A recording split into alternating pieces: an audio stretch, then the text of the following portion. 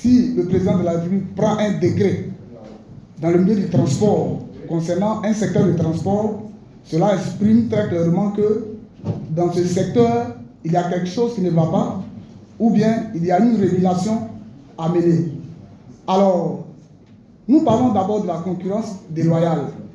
La concurrence déloyale, parce que vous savez que dans notre milieu, en tant que président des conducteurs et taxi-compteurs, c'est que nous faisons face à une concurrence déloyale, donc des VTC qui si je dis, qui ont fait leur apparition, ou bien qu'on fait le jour dans le milieu du transport, dans le milieu du taxi ici en Côte d'Ivoire, mais qui ne sont pas rentrés dans les cadres qu'il fallait. Vous voyez, en Côte d'Ivoire, celui qui était dans le transport urbain en matière de taxi, celui qui était habilité à faire la maraude, c'est le taxi-compteur. Donc, dans la loi du transport en Côte d'Ivoire ici, il n'y avait pas de VTC. Donc, nous sommes dans le progrès. Quand le VTC entre ici en Côte d'Ivoire, le VTC n'est pas inscrit dans la loi du transport ici en Côte d'Ivoire. Donc, ça va créer un désordre parce qu'ils rentrent comme en infraction. Ils vont mener une concurrence déloyale. On va prendre des véhicules personnels pour mener la concurrence aux taxi-compteurs qui étaient déjà en place. Donc, début de l'année 2020, jusqu'aux années 2021, jusqu'à aujourd'hui, cette concurrence-là va se mener. Donc, pour régulariser, le président de la République va prendre un décret.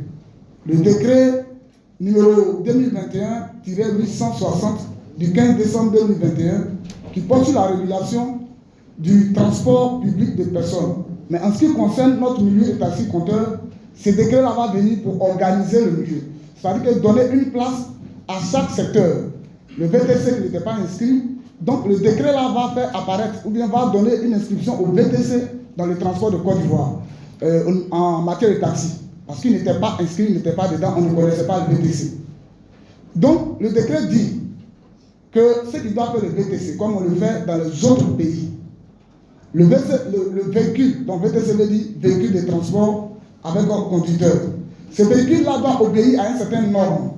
Donc la norme demandée par le décret, donc par le président, était que ce véhicule ait une puissance de 114 chevaux. Dans une puissance de 114 chevaux, en puissance fiscale, ça fait puissance 13. Vous voyez?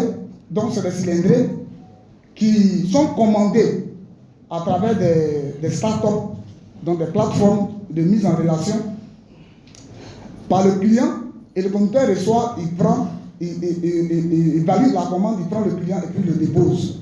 Et il reprend une autre commande. Donc c'est ce que le décret veut dire. Mais un véhicule d'une certaine norme.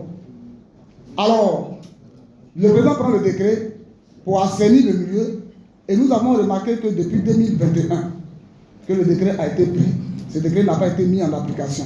Nous sommes remontés aux charges en tant qu'acteurs du taxi-compteur, et nous avons lutté. Vous allez voir qu'en 2021, en novembre précisément, le 15 novembre, il y a eu, le 3 novembre, on a mené une grève face à la concurrence déloyale.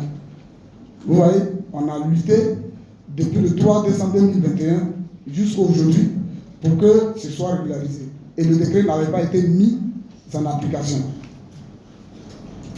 Le décret n'avait pas été respecté. Et c'est ça qui a fait que jusqu'à aujourd'hui, nous avons continué cette lutte-là. Donc notre objectif, c'est l'assainissement réel de notre milieu. Comme on le dit aujourd'hui, le 19 juillet dernier, le ministre du Transport, lui aussi, a fait un communiqué de presse pour demander à toutes ces structures-là de se mettre en ordre.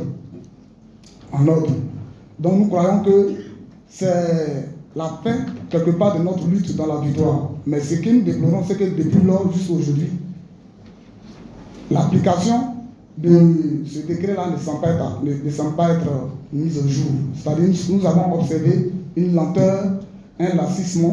Nous avons observé cette même manière de ne pas mettre en vigueur la loi. Et je crois que c'est l'objectif aujourd'hui de cette conférence de presse, porter la voix